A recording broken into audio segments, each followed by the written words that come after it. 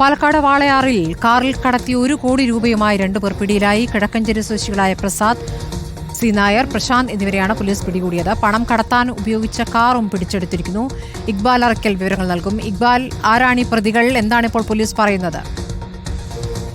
വാളയാർ പോലീസിനും ജില്ലാ dance of സ്ക്വാഡിനും കിട്ടിയ രഹസ്യ വിവരത്തിന്റെ അടിസ്ഥാനത്തിൽ നടത്തിയ പരിശോധനയ്ക്കിടയിലാണ് കിഴക്കഞ്ചേരി സ്വദേശികളായ 2 പേർ ഈ 1 കോടി രൂപയുടെ കള്ളപ്പണവുമായി പിടിയിലായത്. ഇവർ 2 പേരും കിഴക്കഞ്ചേരി സ്വദേശികളാണ്. ഒരാൾ 53 വയസ്സുകാരനായ പ്രസാദ് സി നായർ, രണ്ടാമത്തെ പ്രതി എന്ന് പറയുന്നത് 32 വയസ്സുകാരൻ പ്രശാന്ത്.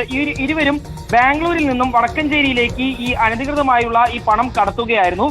ഇതിനിടയിലാണ് പോലീസിന്റെ വാഹന പരിശോധനയ്ക്കിടയിൽ ഇവർ പിടിയിലാവുന്നത്.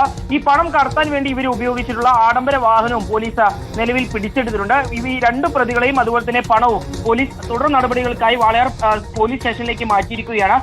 മറ്റ് നടപടികളെല്ലാം ഇനി തുടർ പരിശോധനകൾക്ക് ശേഷം അതുപോലെ തന്നെ പ്രതികളുടെ വിശദമായ മൊഴി രേഖപ്പെടുത്തിയതിനു ശേഷം മാത്രമേ ഉണ്ടാവൂ എന്നാണ് നിലവിൽ പോലീസ് അറിയിച്ചിട്ടുള്ളത്. ശരി, ഇക്ബാൽ അറക്കലാണ് വിവരങ്ങൾ നൽകിയത്.